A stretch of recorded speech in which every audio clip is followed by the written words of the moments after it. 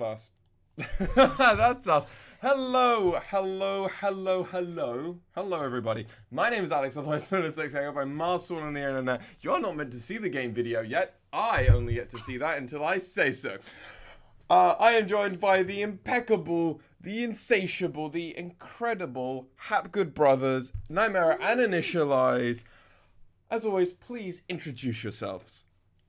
Yeah, it's great. We're happy to be here. More week 6 to go. The intensity and the insanity continues. We're finishing off the last of week 6's games, and I'm looking forward to getting them done. It's gonna be pretty tense. There's a lot of playoff spots still to be decided. We have pretty much only 2 out of the 6 decided with, 12 games left to play. Sounds about right. There's a lot of things in contention. If any team goes 2-0 from this point onwards out of the 4-win teams, then, they've secured themselves a playoff spot. But that's going to be really hard because every other team is looking to do just the same. Yes, we've got several teams still fighting for it. We did see the Hawks earlier in the, yesterday, earlier in the day. It feels like that. It's been so briefly since we saw them. Last 24 hours. Oh, that is kind of crazy. See them play. We've got AXZ still with everything still to play for. We've got Burning Core as well in that spot, as well as V3. Lots still to play for. They're going to be finishing off their games today, but our first game to begin us is going to be AXZ facing off against Sengoku Gaming, who have already played one of their games today and looked rather strong in it. Following that game, we have Burning Core facing off against AXZ. Two of the teams with all to play for. A big deciding game for them. Facing off then after is going to be Rascal Jesters versus V3. The Jesters are probably going to look to capitalize on what they've already got with that first win, getting themselves up the table, whereas V3 are fighting for everything. And then the last game of the day is going to be V3 Esports facing off against Burning Core. Again, another decider. Burning Core with the double lower bracket games, with everything to play for really on the line. But in our first game of AXZ versus Burning Core, what are your thoughts, gentlemen? Versus Sengoku? Sengoku, yes. Yeah, so I think that both these teams are teams which have finished strong in the split so far. They're on real hot streaks, Sengoku being the one team to take down DFM so far. Go watch that game if you haven't. Nocturne mid, craziness. Whereas on the other side, I think AXZ are a team that they're kind of like the sweetheart team for us, the LJL cast. Yeah, the unofficial cast, that one, yeah. So, because we did think they would be kind of struggling coming into this split. Well, more than that, we thought they'd finish Stone Dead last because that's what they did last year. All through, yeah. Yeah, and they've completely blown that out of the water. We love to see that. We love to get proved wrong, and it would be pretty cool to see a tense matchup deciding. Well, whether Sengoku secures their second place or AXZ go well on their way towards playoffs.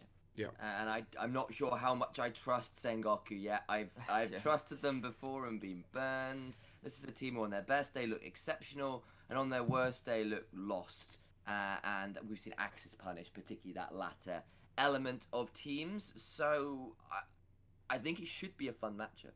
I don't have this sold particularly either way. I think I will give Sengoku the advantage just on recent form, but that's not to say I expect AXZ to roll over. No, and I mean the last time we did see these two teams match up was back in week 4. This was a really tense matchup with Pyrian versus Gadiadu, that LeBlanc and Zoe matchup that we've seen so many times. Big difference breaker, though, is Apperman and Blank had pretty medium games, neither of them picking up kills and not having a huge amount of kill participation, but when a game's only got 10 kills either side, not expecting a lot. Hogler had an undefeated game going 2-0-3, remember, this is where he's dancing in that base, and Earnyan is 2-1-5 as well, but Yutori never got caught out on his misfortune going 3-0-5. Maybe that's going to be pulling some target bans his way, as well as Pyrian's LeBlanc, I'd expect. Well, I mean, his Ezreal and his center have also looked pretty fantastic in the last couple of weeks as well. His Aphelios isn't a bad thing either. So there's a lot of picks which he can go back towards in terms of the longer range backline carries, and then obviously Ezreal, the poke AD carry, the only one which really does that. And on the other side, in that same game, we saw Corporal have a game of two halves. He very much carried the early game on his Rakan, and then we came into a couple of dragon fights where he got hit by Morgana bindings from NT, and kind of just died before the team fight started in earnest, and that was pretty big in the story of that game. think that's completely fair. I think there was that element, particularly in that game. I want to be keeping an eye on Apperman as well, who when he's on his champions, when he gets to play the side lane, particularly in either a 1-4, in a 1-4 or in a 1-3-1, loves his life. But when he's kind of forced onto a lot more of the team fight, sort of entirely focused champions, he becomes a touch more coin flip. We saw an Ornn game, which was where he missed a number of R2s on the Call of the Forge God. We saw his Gnar was kind of fine when it was in the side lane, but we saw him come in and flash in for an attack, like a flash in, post teleport around a dragon pit, get one person to die being surrounded. Like, there are moments of brilliance and moments of madness from this player, and you've got to hope for moments of brilliance if you're a Sengoku fan today. Yeah, I mean, we were seeing Apperman doing that split push, even though he was 1-4-7 against the Hawks at the very end of the game. He was still so important, pulling so much pressure from Dasher. So, would have to agree that against the Hawks, Apperman and his side lane pushing, well, never basically forget about the man, because he will just end the base if you do try and forget We've about had some him. really good split push backdoor games as well, actually. He has, he really has. It does make me lose my mind a little bit. He's like arguably the only one that truly commits to it for the whole game.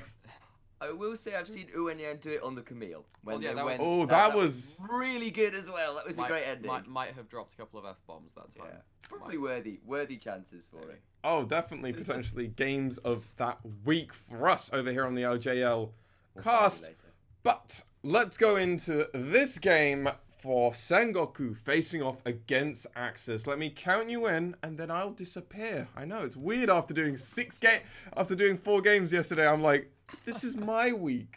But I think it makes more sense to let you have your time in this shine. In 3, 2, 1, let's go into this game. Good luck to both the teams. I've missed you, brother. It's been a while since it's just been the two of us casting, and I'm glad to be here casting Sengoku Gaming versus AXIZ, with the first of those being on the blue side. It's Apperman in the top lane, it's Blank in the jungle, Pyrian in mid lane, Yutori Miyoshi, and Enti as that bot lane. And on the red side, it's AXIZ, Unyan in the top lane, Hoglet as jungle, Gadiaru as mid lane, Hyde as bot lane, and Corporal as support. And as much as I do enjoy casting with Lexi as well, it was a very fun experience trying to do some play-by-play. It is good to have you back as well, form up the old duo. We have a lot of bans coming through. Sengoku throwing out the Olaf, the Jarvan, and the Yumi, whereas AXIZ throwing out the Ornn, the Elise, and the LeBlanc. I'm particularly interested in that LeBlanc one. Pyrian has shown that he is so very good on that champion, can just carry these mid and late games with probably the best blind pick in the mid lane right now. Oh yeah, that's very true, and I'm looking potentially here for Yutori Miyoshi to get his hands on the Aphelios. But no, they've gone towards a Zoe. Pyrian is a pretty good Zoe. I'm happy to see him go for that. And Gadiaru is a pretty good Zoe too, right? So yeah, this isn't just a good blind lock-in. It is a good blind takeaway from AXIZ as well. LeBlanc and Zoe being the two mid-lane blind picks on the whole in the LJL and across some of the other regions in the world as well. But they have given up the Aphelios first pick, which could be locked in here by AXIZ. They are definitely hovering it. 3 seconds left on the clock. We'll see what happens with it. It is locked in. Yes, it is, and I'll see what the second of these picks is in response for AXIZ. Going potentially towards a Gragas, which I kind of like. Hoglet's got a hold on that one. Good engage, good disengage, AP threat, all good things. Indeed, we have seen a little bit of a drop-off in the prominence of Gragas. Kind of wasn't shown for the first couple of weeks in the LJL, then it came back in force, and now it's starting to drop off just a little bit. Again, Yutori Miyoshi going back to Senna. We saw that in their huge game yesterday, where it went all the way to late game with Sengoku. Maybe locking in the Tahm Kench alongside it as well for that prominent duo lane. Yeah, again, I sadly missed that game, so I'm a bit sad to miss it. Gary locked it in! Oh, it's going to be the Yasuo Gragas. Oh, okay, so good to see. Gary has been hovering this the entire split. I have been daring him from across the globe, from Into the Future to pick it for me, and finally he's done it. I am looking forward to some Beyblades, some Windwalls, some last breaths. And if they miss playoffs, you can maybe just blame it on Yasuo. Yeah. Well, this could be the last breath for AXIZ, absolutely. Rek'Sai banned for AXIZ. Don't want to give Blank that. He's had some pretty good early games on that champion. Some huge early games on that champion as well. You know, we saw some really interesting Rek'Sai comps yesterday with Taric and stuff. Kind of Yeah. means you can kind of stick around in the backline a bit more. Obviously, not going to be locked in. This time, as junglers have been locked in, and there's no Taric available for Sengoku as well, so they have the Tahm Kench ready. Considering Elise and Rex are off the board, I wouldn't be entirely surprised to see potentially a ban towards the Lee Sin as well if they are a little Yeah, afraid true. of Blank's early game. He had run over one of the games he had in week 5 where Lee he Sin just went ban, 4-0 versus the in the early game on Elise. So yep, that Lee Sin ban is out. I kind of wondered about that. Okay. Rakan as the last ban, Corporal did look pretty good on that champion. He does look very good on that champion on the whole. It would have been a pretty good pick as well because there is no Morgana counter pick to really stifle that Rakan engage as well, and particularly with a large team fight comp that they have with their first 3 picks. It's pretty timely takeaway from Sengoku. They're going to lock in maybe the Thresh instead. It is locked in. I'm wondering if Blank picks up the Jarvan. It is really good with the Senna. It is pretty good with the Zoe as well, being able to lock people in place for the shooting gallery to be set up. There's also stuff Jarvan like is first banned, so I suspect maybe not. So actually, not a lot of junglers on the table that are early game focused. I mean, there are still things like the Sejuani and the Trundle available, which I suppose still very much meta. Might save it a little bit. Thinking about an Aatrox for Apperman. Still not entirely sure about that one, but I suppose it's a bit more frontline. Apperman's had some pretty good Aatrox games in the past, and it is one of these backline diving champions. It means that when you're trying to set up the wombo from AXIZ, if Aatrox is wailing on you at the same time that you're trying to dive, sometimes you can kind of split the fight. Thinking about a Silas, that is an LJL special Silas in the jungle. In the jungle, even then, they have pulled. I think we've seen it once or twice this split, so it is locked in. We saw Arya take it to the mid lane. And looked very, very good on it. And it's going towards the jungle this time, you assume. I think it has to be, unless you end up with some weird stuff like Silas jungle. Give me a Karthus top, Corporal. Go on, I know you're thinking about it. And neither am I, but it would be very entertaining. I think Gangplank would be pretty good. Absolutely would be, yes. It's pretty good versus Zoe because Zoe, unless she has summoners available, pretty low mobility, meaning that you can kind of slow her down and then get on top of her with the high engage from the Gragas Yasuo. Also means you can put down Cannon Barrage on top of their combo as well if they find a pick anywhere. A lot of team fight from AXZ. On the other side, we have a bit more mobility kind of between the Sylas, the Zoe, and the Aatrox. But then you've got the both bot lanes from both teams are fairly solid rocks as well. Yeah. They're going to be looking to displace those guys. Yeah, and of course, Silas has got 1 or 2 nice ultimates to think about stealing. Yeah, he does. Gragas Cask is always great if you've got lots of AP to your name. Cannon Barrage is powerful. With the right knock-up from an Aatrox, I could see a Yasuo Last Breath as well being fairly impactful. Either with your Abscond Abduct, so your E on Silas, or the Darkened Blade from Aatrox, you can have some pretty good stolen Yasuo targets there, yeah. I'm just going to make sure not to call it Apprehend again. Ray Farkey's not around. I was like trying to work out, why am I saying this? This feels wrong. And then you finally went, you realise that's Darius E. And I was like, Ray Farkey has got to be. Okay, Things I thought I would never say, but here we are. Run me through some of these win conditions. I'm seeing very much the team fight combo and the Gragas Yasuo being pretty strong for AXZ. There's pretty huge scaling from the side of AXZ as well, though. You have triple crit carries, Yasuo coming online at 2 items, Gangplank being pretty okay from his Triforce, but then still scaling up into infinity, really, on the Pirate in the top lane. And then Aphelios, 3 items being ridiculous AoE team fighter as well. But on the other side, Yutori Miyashi showed that he can really tangle with the likes of the scaling AD carries in the late game, as he showed yesterday. And we have seen the sort of this resurgence of Senna come back with a vengeance, not just back. You know, the way you get her souls and the amount of damage she can do with that is pretty obscene. Sure, and well, we saw this the same lane versus the Hawks yesterday from Sengoku.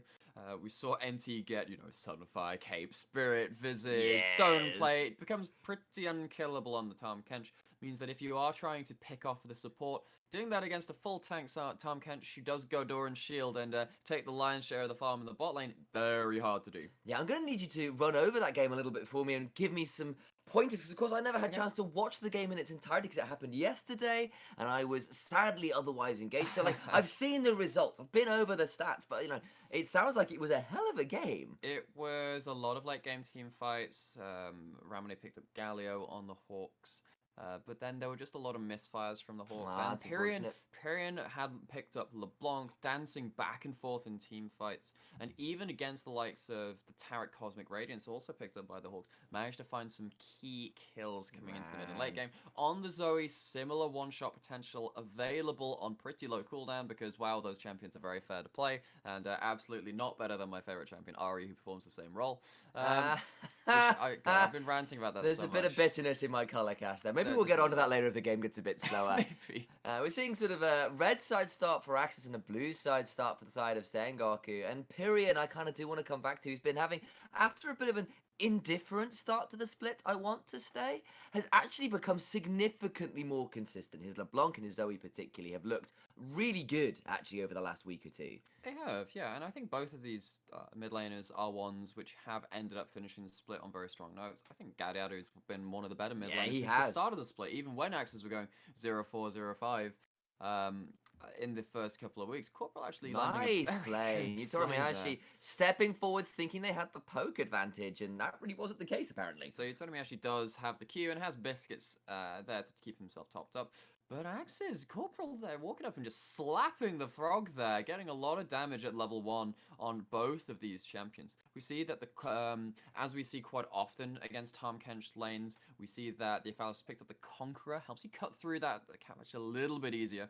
Yeah, and like it does turn out there's a fair amount of sustain early on in the lane for both of these because Severum's on one side and the other one has a piercing shadow, so lots of way to stay up in health. So you look at that trade and think, oh, that's pretty heavy, that's gonna hit. It's like, no, there are in fact all of the healings. Now we good. Yeah, and we have the steel shoulder guards coming out of the Thresh as well, so the healing coming in from the spot as well. The AXZ Phantom has seriously surged over the last few weeks. There's not just our darlings, apparently. People are here supporting the Narwhals. And I'm really excited to see them. Oh, I just remembered it was a narwhal. For the last couple of days, I'm like, is it a shark? No, it's a narwhal. Does it have the horn on that little whale thing? Yeah, narwhals are pretty badass. No one quite understands what the horn is for yet, or where they've come from. They're great creatures. I've got a friend of mine who does a tooth. Is it a tooth? That's what it's a tusk, of course. It's technically a tooth. It's a tusk, yes. I think it actually goes through their goes through their jaw, I think. So, yeah, there you go.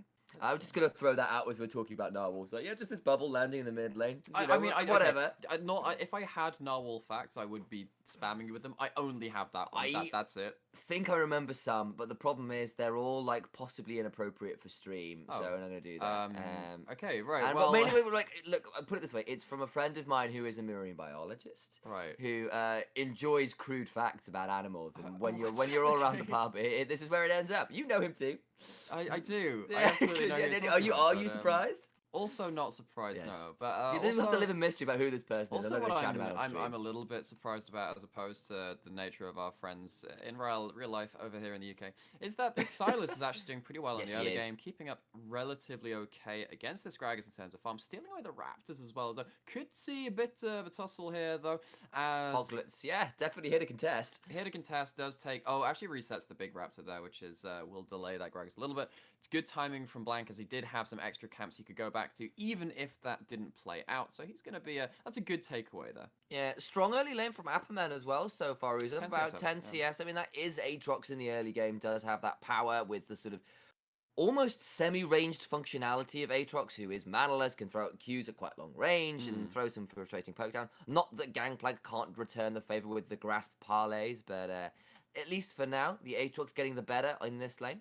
It's very interesting seeing what pros think of the Aatrox Gangplank matchup. Some people say that it's a skill matchup. Some people say that Aatrox actually... Well, I remember it was Wicked on Twitter saying that actually Aatrox outscales the Gangplank just because of how his team fights work. Then a lot of people chimed in and say, wait, what are you talking about? Gangplank's one of the highest damage champions in the game. Windwall coming out of Gadiadi there. One of the interesting things about Zoe, though, is that she gets her little more sparkles passive. Her auto attacks are not projectiles. You can trade through the Windwall. Yeah, and Hoglet, having seen that, decides to come from a little wander to find a new diving location in the bottom side river rather than the top side river. Waves Pyrion a slight hello and walks past. Yes, she does. I won't call that a gank, that's just a drive-by. It's setting dominance, right? Yeah, that's exactly it. I mean, that Gragas waddle in that skin is very dominant. It's with I the flippers remember- going sideways. I It's great. remember when they changed the walk animation for Gragas. I think it was last season or the season before. It was, terrifying times. It was. I still think the best walk at the minute is Victor's sort of early game walk with the pimp cane is so damn cool. I'm well impressed. Where is that? There's All of those pink wards, not picking Oh. up that one ward, actually just outside of the bush there. There's no for level Pyrian. 6 available for the Yasuo here. I was Flash getting a is little available, bit. so it's blank. I was getting a little bit scared though. So Yeah, actually, yeah. Pyrian's got a Going pretty in, good guys. combo there. Good knock-up, saving AXZ though. It was indeed. No 6s hit from these duo Right, either. it's gone to Blank ducks. managed to hit with the chains there. Bubble doesn't hit though. Yes, it doesn't. Actually, Oh, no, no, the that's six a is hit massive. by the That one Yasuo. came out of nowhere. That was a huge last breath and forth the flash out of blank at the end of that. That was really nice. Didn't see that one coming at all. Faked out both Sengoku Gaming and us, but that does mean both the Cannon Barrage and the last breath down now for Without a AXZ. kill to show for it though. But it is double summoners at least, so maybe they can get back in because no summoners burned from the side of AXZ, so I could see a Oh, flash body slam claiming somebody's life there. That's okay. Zoe can just pick up more summoners, right? Just That's the pick one, them up yeah, at the yeah. thrift sale. You know what happened there? I kind of forgot. Oh no, I'm gonna stop about that. 'Cause Blank's been found on the red buff. Blank has been found on the red buff, but of course he has got massive healing from Kingslayer. Turns out might not be a red buff Slayer though, so Hoglet runs away from that red buff, not wanting to see Blank stick around for a contest, and Hoglet's going to be around to prevent the dive potentially from Apperman, because Uinyan is quite low on mana, and these barrels, they cost that sweet, sweet magic juice to get themselves launched. And Uinyan desperate to clear out this wave before Blank turns up, along with looking at the rotation from Enti and Yutorimashi, who are going to be here for the Rift Herald spawn in They are. 30 seconds. One thing that's quite interesting about Oh, yeah. seeing how Senna has evolved as a bot lane pick, we see the heal coming out from Yutori Mayoshi quite a lot. Enti's actually going to stop the recall of Earnyan here. This they're could going signal for a the dive. Yeah, and I told no, you they but were Gragas looking to Yasuo get here. Gragas Yasuo coming up as Gragas well. are coming up, but they're not going to be here in time. Uinyan's just going to fall down. First blood to this Aatrox. World ender for this Gangplank who just couldn't get out of the way, but that see last breath Pyrian was come out. huge. Pyrian gets flashed on, but does not manage to claim the kill, does Gariadu, because Blank is there to contest very nearly something pretty special. It's Will at Zoe, least be baby! Get Nimbus Cloak, get your W movement speed, you're out scot-free. The combo comes in between the Yasuo and the Gragas. Just not quite enough CC at this point of the game. Not quite enough burst to 100-0 that champion out in the midst of their CC. Yeah, but Gariadu will go claim a Raptor Gank, and Hoglet will try and a Cloud Drake first here for AXZ, while the Rift Herald will be taken away by the side of Sengoku Gaming. Yep, just going to be picked up by Blank now. And that will probably be the trade. And as I say, it'll probably be the trade. It is definitely confirmed as that Cloud Drake is secured by Gragas for AXZ. Uinyan desperately going to try and slow this push down if he can, but the Rift Herald is going to claim first Tower Blood for Sengoku Gaming in fairly swift order here. Will do. The charge takes down the last two remaining plates there, as Axes are wailing away on the bottom side, as narwhals do. There are whales there as well. So Axes will get to their whaling business. I've just got that narwhal song in my head. You may well do, but not in the head of Axis right now. Their eyes are set entirely on the game here, taking down this turret with this next wave, which is being shuffled in. See some resets coming in across the board from Sengoku as well. Their bot lane and mid lane are just going back to base. They picked up 4 sweepers between the team. They have. That's a really good thought. That's going to be significant pressure on towards his vision control. And when you are running the Senna, who's going to be running the that vision glaive. Yeah, the combo with the glaive, there is a lot of vision denial control that is very powerful if you play it right. And assuming you buy enough pink wards, right, you'll still have enough appropriate wards around objectives.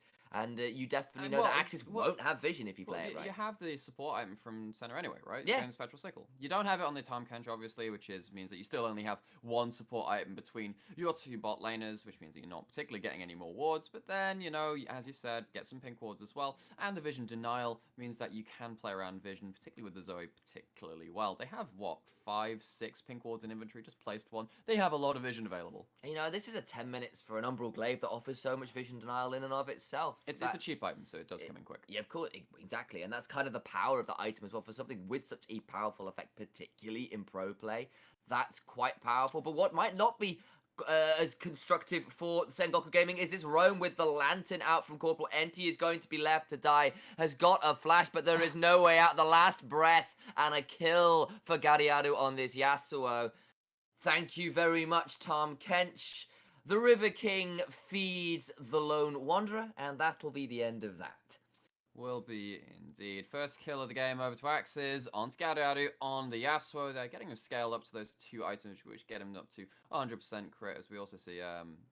Fair about it. Not great under tower farming there. That's going to be a bit of a wince there. CS is a little bit awkward there from Unyan. So a little bit awkward from Sengoku on the other side, however, as they just pushed up a little too far without necessary vision in that bot lane. Do get punished accordingly, and AXIZ off to it's a pretty even early game, only the 500 gold difference. Yeah. Tom Kench ironically had the power to save others, but not himself. And could not save himself from the execution of Gariadi there, who is actually doing pretty well himself. He's got himself towards a Phantom Dancer, which is always a nice in the 1v1. The additional shield is really lovely. Running through minions is just what Yasuo needs on top of all his insane mobility. So looking pretty strong there. And you get the increased phage passage from the PD as well. It means you can stick to targets as you Q or auto them. Just gives you a lot of move speed.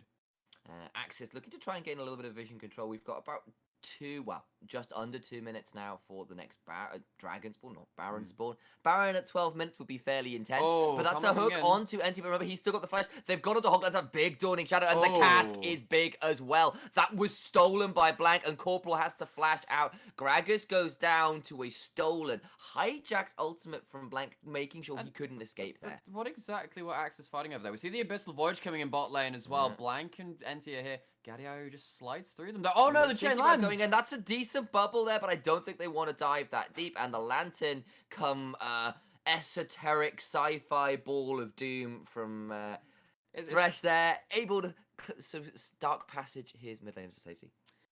So, only the 1 kill in the extended play towards Sengoku.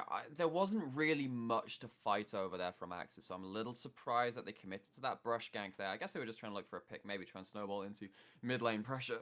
However, with the 5 plates up, with plates available, harder to kill those turrets at this point in the game, so it wouldn't have really led to too much. I'm not entirely fond of the way that they were looking for a fight at that point in the game. Correct me if I'm wrong, but it felt to me like they were just looking for some vision control, but they find the hook, I suppose. They were stacking as 3 men trying to fight in a choke point there. The stolen ult from the Sylas is pretty huge. Yutori actually does a boatload of work there. Corporal having to flash away to save his own life as well, as we see AXIZ return to the scene of the crime, trying to once again secure some of that vision, like you were saying. And this time the Ocean Drake's actually coming up, but with the Rift Herald summoned, or is it, I believe it was summoned, I want to say. I didn't see anything. Clearly not. I thought I saw something about a Rift Herald on screen, but maybe... No, there's no Herald here. It'll be spawning in a minute. There is no Herald embossing say. There is no Herald embossing say. There is the Ocean Dragon being started, though. Barrel lands onto 3 already. That was big. What a flank there. Corporal's got the flank, though. He has got it.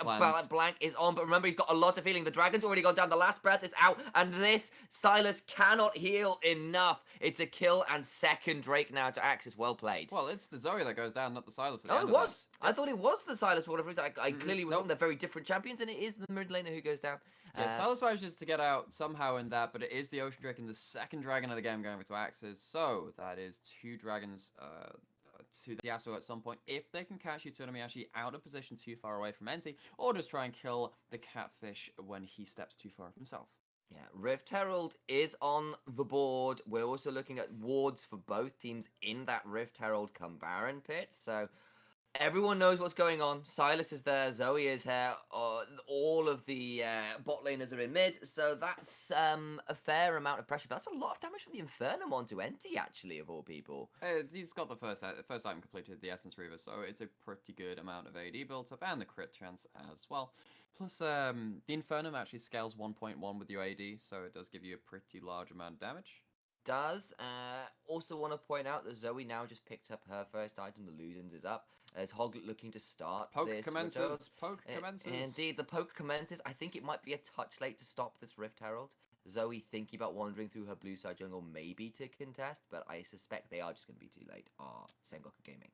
So, 17 minutes into the game, AXZ is going to secure the second Rift Herald, the first going the way of Sengoku. That's what they used to kill their first turret in the top lane when they dived in and went for those plates. So they will hopefully pick up a good chunk onto another turret around the map at this point. It's currently in the inventory of Hog. Let's see where he wants to place that. Like I said before, be nice if they could try and crack open the mid lane turret, but often with Herald plays onto the mid lane, they don't tend to happen so cleanly. Might be just less risky to try and put it into the top lane and take that full turret. Maybe. How does Rift Herald work so well into Senna? Because of course she doesn't have the greatest wave clear. She's got quite a slow attack. Oh no, she has the piercing shadow's not so bad. I was thinking with her lower attack speed, it can be a bit trickier. But she has pretty good like auto reset and then the AoE damage, right? So yes, of course. She's on a similar level to something like MF. MF and Ezreal and Senna all have pretty decent poke on the whole. They actually find themselves onto the other mid lane turret there. As the resets had come in from AXIZ. So good chunk onto the mid lane turret. I guess where I was trying to push it was how would you do taking down the Rift Herald in the mid lane if they did try to summon there? I mean, the eye exists. The eye does exist. It doesn't really matter what champions you have. It's more about whether you are facing a lot of pick CC, which zones you off of the Herald, right? And where against Yasuo, Gragas, and a Thresh, that's a pretty relevant thing to talk about. We see some posturing here as it's actually 4 people from Sengoku into that mid lane. Teleport available from Appaman as well. I think if AXIZ commit too hard, we could see a pretty large turnaround. Feast your eyes, ladies and gents, on those timers in the top left corner. That's right, Mountain Drake will be summoned in about 30-odd seconds. That would be the third of the game for AXIZ. Soul point very early. Yeah, exactly. They could be stacking up very early. And a Gragas Yasuo, who are going to be diving real hard with a shield on top of them, sounds a bit miserable for Sengoku Gaming, so I suspect they'll be wanting to contest this one a little harder than the other two. We'll do chunk onto Hyde there, but it's a good return damage onto Pyrian. There's a good lad. The Gragas is big onto Corporal, who does use the stopwatch, but now he's in the middle of no man's land. It's a good Moonlight Vigil in return, though. And Pyrian, actually, it's Gadiadu who's gone, and we're looking at Gadiadu trying to do as much work at the back, and Blank flashing out. Hyde going onto him. It's a double for this bot lane, desperately going forward. The Rift Herald now summoned. It's 2 dead, and the Dragon up, and a push onto this mid lane turret. Sengoku Gaming just going too far there. 0 for 2 for Sengoku, going to lose themselves the mid lane turret as well. Like we were saying, that is one of the more important objectives to them this game. Actually, I'm not sure if it goes down with that push, holding on with a sliver of HP.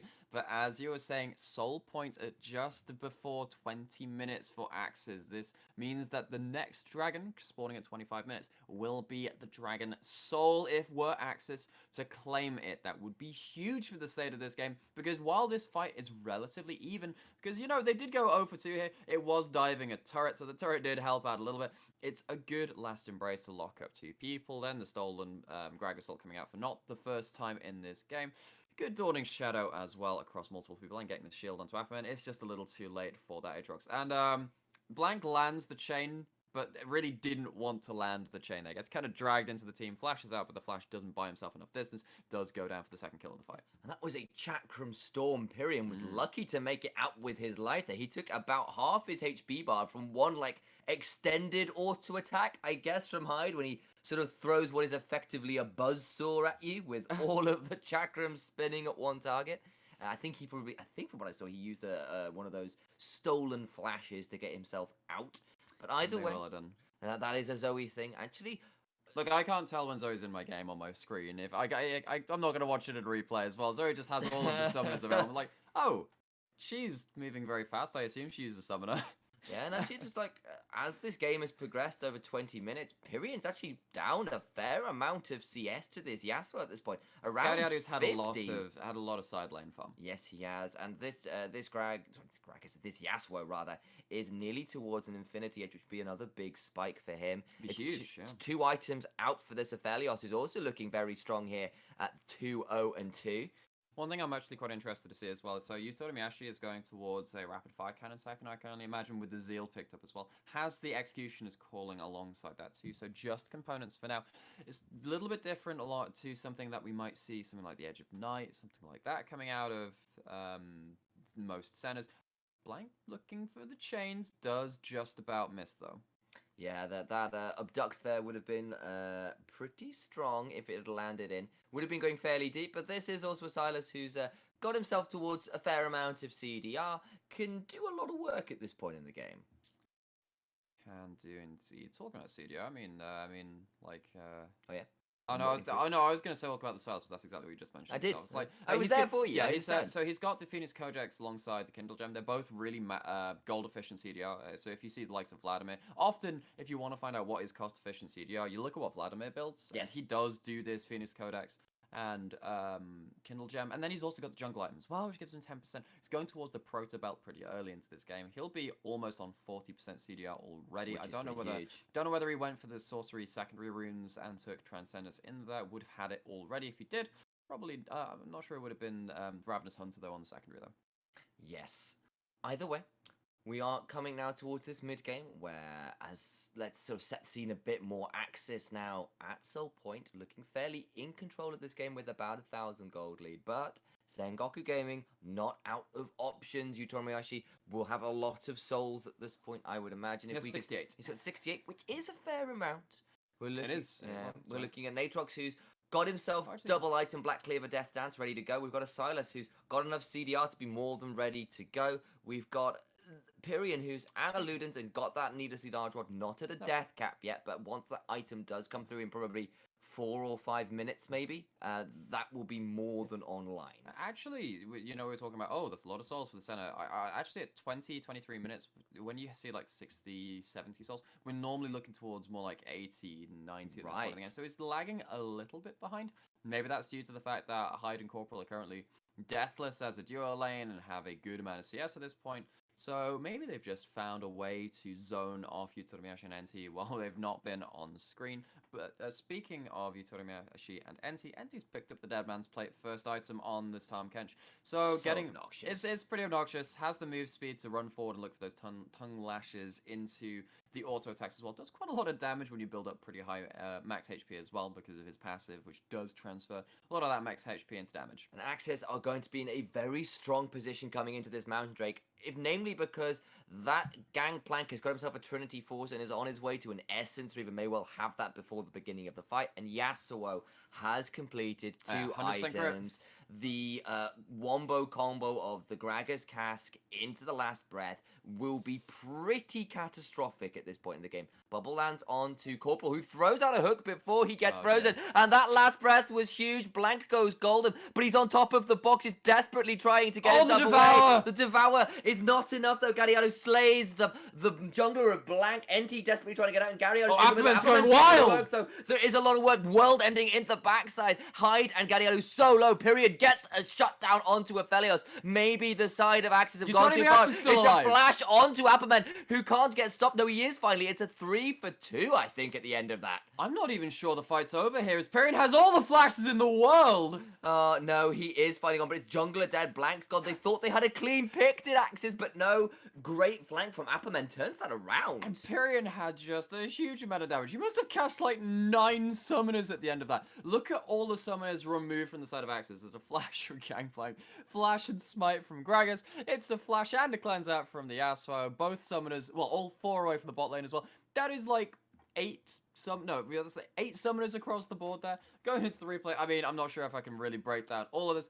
First things first, Blank gets caught and there's a hard committal onto him. There's double knockups, triple ults blown onto it. 4 actually with the box if you include that as well. Ignite followed through as well, but there's a lot of time bought for Blank with the Devour. Perian comes through with a pretty large paddle star there. I keep using that turn of phrase there. And then Apperman is starting to go wild in the back line. Hyde takes a huge paddle star and dies to the fun damage of Zoe, who gets the Ludens proc off of the more sparkles as well. The last bubble onto the flipping Yasuo as well. Yeah. And then Utomiyashi is continually pushing out damage as well. So the back line of Sengoku coming out pretty huge in that fight. And that fight with the shutdown and the double kill for Zoe earns her a death cap, was a long way behind, and is no longer. All of that poke is going to hit that much harder. It's a QSS bought by Hyde, who is done fearing those bubbles. I absolutely don't blame him for that pickup. It's a stopwatch for the Yasuo as well, looking to go very deep. And the gold lead, which Yasuo did have in the mid lane, has shrunk. As I was thinking I might have to start talking about a solo kill there for a second. A lot of damage onto Unian. I've actually shamefully only just noticed it. Is this an electrocute on the Aatrox? Oh, so it is pretty good. I'm gonna keep using that word. Use it. There are some. I believe in you. You feel free. I empower you to use pretty good. There are some short trades which Aatrox can take, which are very, very strong versus this Gangplank. We might see an engage onto. Does the Graviton ult use? It's going to be used there. It's rooting too. Here comes Hogler. Desperate for Gadiado to be in range. Not quite. I'm not sure what they're looking necessarily to fight for. I suppose Baron is up if they did manage to get the kill. They've got enough items to think about doing that. Well, Yasuo Windwall, very strong at tanking that. Maybe that's what they were looking for, was the pick into the Baron play. Little risky, like you were saying, no firm objective up there. I think the AXIZ wants to keep their powder dry until the next dragon is up, unless they were just looking for the kills and thinking, oh, this is a good fight. I mean, with the Graviton ult available, it's worth looking for it, I think, because it is such a strong engage for your standing combo with the Gragas Yasuo. Doesn't end up working out. It's the Cannon Barrage used as well, which kind of sucks, but that will be up for the next dragon fight anyway, so hey, may as well throw it out, see what happens. Yeah, and I suppose with the Essence we bought as well, it's a significantly lower cooldown. Yeah, 40% CDR, level 11 as well, so the second rank on that. Yeah, so doing pretty well. You can be a little bit more gung-ho. I was going to say gang-ho, and that's the wrong phrasing. So gung-ho, definitely the better way of saying that. Phrasing is important. And here we are talking instead about Gangplank, Cannon Barrages that you can be a little bit more free with, I think is where we're going. You pointed out the CS lead which Unyan that Appman had against Unyan earlier. This Gangplank's managed to catch up pretty well. Only 10 CS down now. So is the Zoe, actually, who's gone from 50 down to about 20, so yes. Yeah, well, that's what happens when you have the JRAM evolve. Yeah, indeed. And Gadiado's never going to be able to get as much of those, as many of those minions when he is trying to fight alongside his ranged champions. Whether or not he can get the tornadoes up to claim some of those backline minions is kind of up to him throwing enough Steel Tempests out. And when you start grouping for team fights, Yasuo doesn't have teleport. He doesn't like to go into that kind of side lane. That's not the kind of summoner he likes. Blank using the Gragas ult, throwing it out as a party cask. Yay. Cool. The party cask was indeed just that. Slight disappointment there from my Cast, who's expecting significantly more from that hijack. I know that it's a second rank ult from Silas there, so the cooldown's not the longest thing. But if you're gonna prefer to take the Gragas ult anyway for the team fight, save it for the next minute when dragon spawns. Yep. Pyrion has got a redemption of when this dragon spawns. Actually just going to use it instead to throw a bit of poke out. Gets a decent exhaust and uses the QSS on the bubble does hide. But we're looking, the last embrace does land on the corporal, who's going to get chunked to about half. But this is a bit of a zero-sum play, right? Because they can still reset before dragon. There's 30 seconds. They'll be able to recall and manage to get back out on the map with the home guards as well. It looks like actually Sengoku going to reset anyway. Appman heading up towards the top lane, has himself 2 items, building towards the third as well, with the Black Cleaver and the Death Stance already completed. Yep, but of course, I think pretty much every summoner and every ultimate should be about available for this Mountain Drake, apart from the exhaust from NT and the box from Corporal's Thresh. So this could be one of those fights where everything gets blown real fast. Can be indeed. We see AXIZ getting the first angle onto the dragon, starting it up. Remember, this will be the Mountain Soul if it goes to them. This is the posturing that we're looking for. Gadiado takes the Lantern. Lantern is now down. This is getting pretty tense. It is. Corporal takes a big chunk from the paddle. Gangplank has been used. The Dawning Shadow's there. And look, the root's down. They can't get to the dragon. And that means it's another one picked up for Sengoku Gaming. And that's going to stop the side of AXIZ getting and Appman found a flank. Never mind. Oh, that's huge stuff. Uinyan's going to fall as well to that Aatrox. But it's a shutdown from Gadian, who's running wild in the backline of the other side. But wait, Blank's going back in, has got massive healing. And suddenly it's all too many people. Hyde is all alone. zone. He's going to go down, eventually flashing away. I'm not sure it was worth it, buddy. You're still going to die, and that means it's going to be Baron for Sengoku Gaming, who pick up a clean ace at that, with only Pyrion going down. No longer does Sengoku throw in the mid game. 30 minutes into it, Sengoku pick up a 5-for-1, pick up their dragon as well for the second of the game, stop that elder dragon being able to spawn next time, because the Mount Soul would have gone over to AXZ. They pick themselves up a lot of kills, they pick themselves up a Baron and the dragon alongside that. And Apperman found the god tier bush to hang in. He literally caught 2 people trying to back out from the fight, pop the world ender, and all of the Darkin Blades were massive. So, we see that everyone is kind of just posturing around this as the dragon is taken down. There's a stolen Gangplank ult, there's a real Gangplank ult, there's a Dawning Shadow. Everything committed pretty early into this team fight. Apperman, like you said, finds a great flank here. Corporal, oh no, he lanterns Ernyan right into the Aatrox. Pyrion gets alongside there as well, committing actually his real flash there. Does mean that Gariadu gets a strong combo onto Pyrion after he commits to those 2 kills. Utonimi actually makes it out alive though, and then it's just Hyde versus the world, and the world's pretty formidable when it's Sengoku with 4 members remaining. And credit to AXZ for putting up a decent fight in what turned into a very swift 3v5.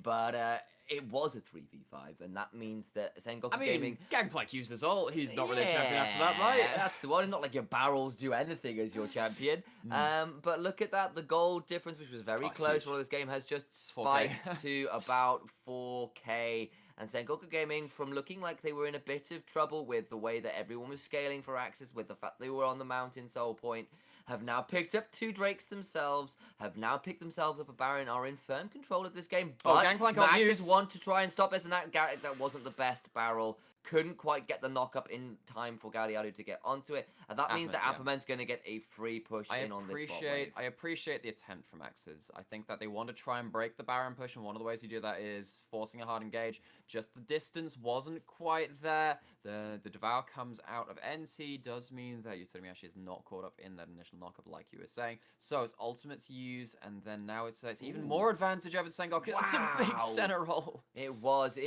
the blank stolen Gragas cask into the Dawning Shadow, doing about 2/3 of the health bars of AXZ, and that will force the reset to the fountain. That means it's going to be double inhibitor down probably as a result of this. Can I just say that Blank has been playing pretty well as the pseudo initiator. Wait, Blank here we go again. That was a big Gravitum, and that's a lot of damage onto 4 members. Not quite the Steel Tempest in time though. Corporal flashing for the Flay. It forces the flash out of Blank, but it's still both inhibitors down, and nobody dead from Sengoku Gaming. Imagine if they had Gragas ult there. Gragas ult used in the earlier play, like we were saying, it's a good Graviton ult to root up 3 people, but even with the mists there, if that Gragas barrel had been available, would have been a triple knock-up into an even larger last breath. Doesn't come through, though.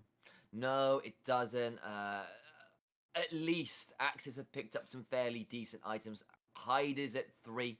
Well, so is the Yasuo, but you're right, so is Utonimi. So is this Zoe, who's got a Void Staff to make sure all her damage is hitting like a large freight train. But then, like, Apperman's level 18 with 4 items as well. This Aatrox is godlike on the top side of the map. If he ever gets into the backline of these teamfights, you know, we saw Pyrion finish off those 2 kills. He won't need to be there. Apperman will probably just do that himself.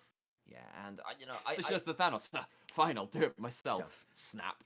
Indeed, and so maybe those item thresholds were a little bit scarier for Sengoku Gaming than I was initially calling out. But I do want to say that I still think AXZ probably have a little advantage maybe in the scaling just because of the 3 crit carries. But they're also 5k behind. But they are also 5k behind. And that's going to be a big deal, especially with the base broken and Mountain Dragon up again in 30 seconds. I don't think AXZ are going to be able to contest for. And also one of the other things is that you have a GA picked up and and also Zoe scales pretty well too, just as a poke champion. But if you hard engage onto Utonimi actually going, hey, we can take out the AD carry, he has a GA. Yeah, so and he's got a top edge. It depends. So how much do you have to commit to even kill him the first time, and then the second time he's going to revive and then get out a Q and an ult as well, meaning that he's just going to buy more time. He has a heal too. He's probably going to survive if he comes out of that GA. So Sengoku in a very strong position, heading towards an uncontested 3rd Mountain Dragon for themselves. That's a lot of stacking resist, even though not many players on their team do build ample amounts of it. NT's pretty happy with it, though. And the Aatrox isn't going to complain either. Like, this guy's already been a nightmare to deal with in the backline. He's going to take that significantly harder to deal with. He actually might be building Randuin's there for the Yasuo. That'd be so cruel. Versus 3 crit carries building that Randuin's. And we're saying it was good scaling, but sure it is. But when you pick up a Randuin's, you do neuter that a certain amount. To indeed. 3 items, like you're saying, picked up for Hyde, but nothing like a Last Whisper picked up for him just yet. Does have the Executioner's Calling, might build towards that next, but I think he genuinely does need it to start damaging significantly the front line of Sengoku. Follow the immortal lyrics of Pentacle and build your deadly Last Whisper. Be the light bringer for your team. Bring down the dark regime. It's all that kind of deal. Doesn't that normally mean DFM? Like, that's very bring down DFM. That's right, AXIZ. We believe in you at some point. That'll happen. Maybe we gotta hope. But they've got to get into playoffs first. Be able to do that, and it's looking harder and harder with the way Sengoku Gaming have wrestled control of this game over from being quite a close contest in the early game. Speaking of Last Whisper, Yutori Miyoshi has picked up just that, picking up the Mortal Reminder alongside his 3 other items and the support items. Well, he's actually full build now, technically, on the center, although a lot of his items are cheaper than your traditional crit AD carry items. Going to be very strong at level 15. If he gets to level 16 before the next fight, that 3rd tier roll also going to be making a dent in all the members of AXZ. The terrifying thing for Sengoku Gaming as well is they broke that base without even having to use a Baron. They're in a very strong point. If they do gain a Baron, I suspect it will be game-ending. I think they picked up the bottom lane inhibitor when they still had the Baron, and then they used that pressure to kind of... oh, yes, I think they might well have done. Into things there as we hear a very large sound over my headphones and I wince very slightly. Yeah. The gods of production are angry with us in this game. But until that point, we're going to continue. I'm hoping that wasn't across stream because that was in my ear. And I was like, ooh, not sure about that one. That was an oof, ouch, owie in my eardrums. Yeah, that's the one. So, going back to the meta points about these teams. Well recovered. Sengoku is 7-4. If they get this win, they almost guarantee themselves 2nd place, particularly with 2 games left to play as well. They are very much certified playoff contenders. If they manage to secure themselves a 2nd place finish, they will be in a best of series versus DFM in the first round of their playoffs run. That would be very cool for us to see. But on the other side, AXZ, they want to pick up at least 6 wins at the end of the split to get themselves into playoffs contention. We do see a collapse onto Appleman, so I'll leave that point for now. Yeah, and of course, they're flash away, but it's also because Sengoku Gaming don't have the fastest Baron. It's still 38 minutes into the game, though, so it'll be fast enough, and that's going to mean that it is a free, uncontested Baron over to AXIZ because they went to look for that pick. We've seen this a couple of times across the LJL, where one team doesn't want to play to the tune of the other. We saw it in AXIZ versus V3 when Boogie on his lease was trying to kill a split pusher, even when it meant that he would have to show and the Baron would go over, just to try and buy them a little bit of pressure in a game which was slowly falling away from them. Now with the 2nd Baron of the game going over towards Sengoku, AXIZ, the warning lights are well and truly blaring. The sirens are all there because now you're going to have maybe a death push coming into you at 40 minutes into the game. Yeah, and we're still looking at a significant sort of frustration from AXIZ not managed to find a clean engage in the last 10 minutes plus. But it wouldn't be Sengoku Gaming if they weren't trying to finish at post 40 minutes. Yeah, that's the Sengoku special. Like they are kind of an LJL origin. They do like to at least close out their games by the book, get every inhibitor, tick every box. And speaking of ticking every box, we talked about the Randuins earlier, ticking the box of all those 3 crit carries. We also see a Frozen Heart picked up by NT. I was going to mention it earlier, but, you know, the game. We are at the whims of the game sometimes. We have too much stuff to talk about. Frozen Heart and Randuins, if Yasuo dives in and then kind of, like, is wailing on the wrong people, he does legitimately 0 damage now. He does have 3.5 items, though, so I could be proven very, very wrong if the team fight goes away from Sengoku, but a lot of very high-impact tank items picked up for Sengoku at this point in the game. Well, next point of contention is likely to be this Mountain Drake, which would be sole for either team. Sengoku Gaming have picked up 3 on the trot, including some pretty major team fight wins, so they've got to be feeling pretty confident, especially with all the control they have around this Drake pit. And look, Appleman's found a massive flank, and he's not on vision. He is now. AXIZ actually looking to sort of collapse on this Aatrox, who takes a bit of damage, Round but your is so ends. tanky. And actually just walks away. And Galliano, though, does take significantly more damage from incidental poke than Apperman does, rather, from they're the still entire kinda team of caught out AXZ. here. That's a big pedal star. Oh The Sleepy Land days. cleanse used. And this Yasuo is probably going to have to retreat. It means the last breath combo with the Gragas not available, and that means a likely Mountain Soul picked up without any contest from AXZ, who just get poked out from the extended range of center at this point of the game, and a Zoe at 3.5 items. Call them Aretha Franklin because they got some soul going on here. Do Sengoku? At least the inhibitors are still alive from AXZ, but this permanent buff now over to the blue team means that these team fights, which were already pretty difficult, are gonna get even worse. The only one who could ever reach Yasuo was the son of a paddle star. Oh, wonderful. Love it. Here we go. I'm gonna see how many Aretha Franklin puns I can fit in the rest of this. I'm not sure how many songs I know off the top of my grandmother would be so disappointed. She might be, but she loves us all the same. We're grateful to say that. We love her very much she's too. very lovely. We see a lot of the full item builds coming out though from Sengoku. We see stopwatch in the inventory appearing alongside his very high burst combo of the Death Cap Ludens and the Void Staff as well. Apperman getting collapsed on as well. They do at least catch him this time. He's going to get picked up by the last breath, but he is so tanky. He's not even dying! And the Dawning Shadows there to heal him some more, and suddenly Galliano. He still has GA! You can't kill him! The world ender is unable to be ended, and Yutori Miyoshi and the rest of Sengoku Gaming are pushing in the base. That's Quad Mountain Drake on top of a Randrin's GA days. Tabby. You can't kill him! Dance as well is just a real healing. Like, there's no much you could do. Bubble landing one more time. They're going to try and stop it, but Blank does so much damage this late into the game. We've forgotten this Silas is scaling as well. He might die as he goes in, but does have enough healing to survive. And Yutori Miyoshi finishes what the Silas started. Picks up Blank, is back! But Apperman is back and no one can stop it. Fear me, for I am Aatrox. They've got a hook on him. I'm not sure they want. The narwhals are an endangered species to this very dangerous hunter that is having a 1v5 practically on this champion. He legit 1v5'd in the top lane, and he's still alive. Man, this Apperman special really putting that kind of terrifying sort of storyline of what Aatrox is supposed to be. This one-man army crushing the hopes and dreams of AXZ in this game at the moment. Oh my! He one-shot him! I was about to say that's a lot of poke, and it's not a lot of poke, it's a lot of death! The grey screen is there! The world-ending Yasuo death is there! It's 70 seconds on the death timers.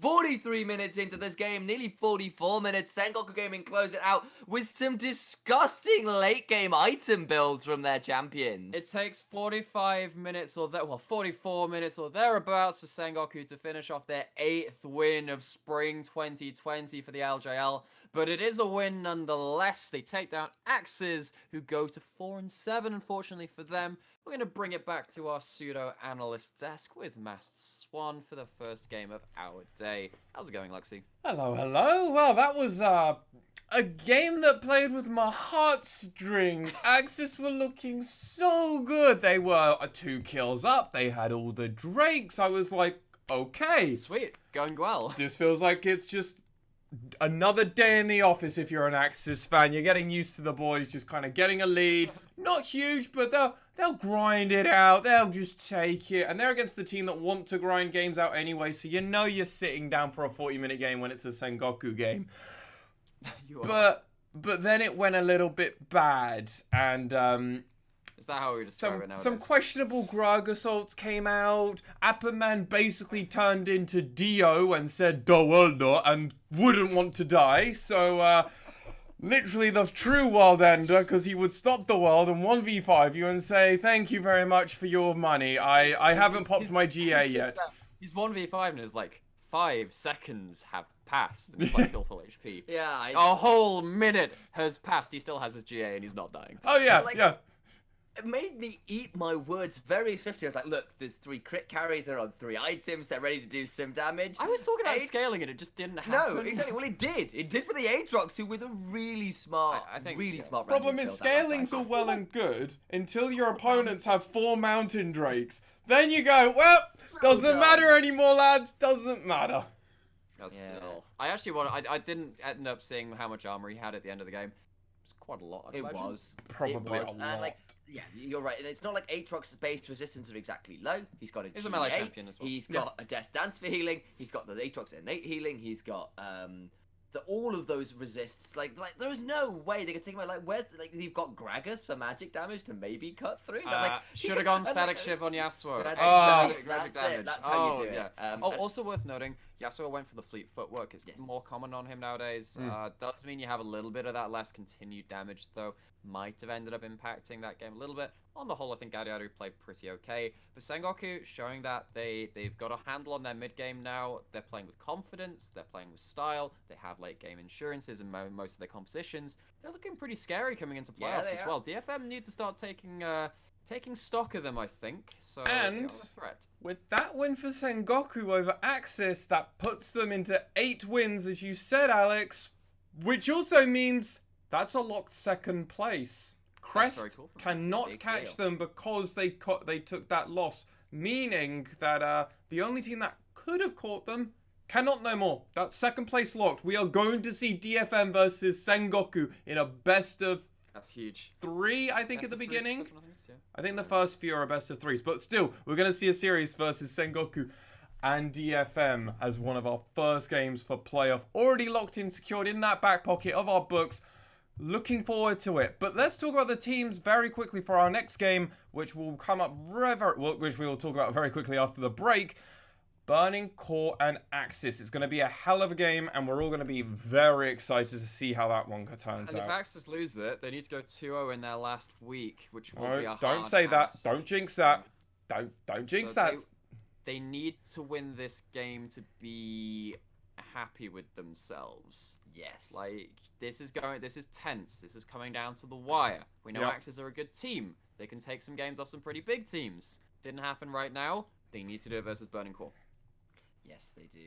And, Sengoku Gaming rescuing my pre-split predictions a little there. My 1 and 2 are correct at this point. It's looking good. Playoffs are all that matter. Playoffs are all that matter. Playoffs are all that matter. Yeah, 100%. And the thing is, you're not wrong. AXIZ did so well to recover from a very ugly start to the split.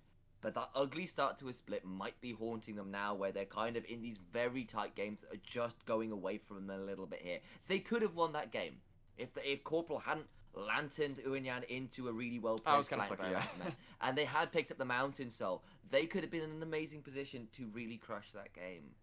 And then they would have been 5 and 7, 5 and 6, and that would have been a massive deal for them. They would have been very much in that playoffs contention. Now they really need to win at least 2 of their next game, probably 3 of their next games to be in with a real shout. I think 6 wins is the 6 bracket is a which we're lock. looking at. 6 is a lock. I So think. they need 2. They Need have to. got 1 more loss they can even consider giving up. Yeah. And also But the let's games, let's tomorrow go versus to the DFM break is because we can talk about this as I hinted at before I even handed it over briefly to you both. I say let's go to a break and we'll talk about it, and they're like, let's talk about it talk about now. it. Let's talk about it. No, bad. All right, let's go over to our break, and we'll be back very shortly to actually cover the exciting conclusion of AXIZ versus Burning Core. We'll be back very shortly.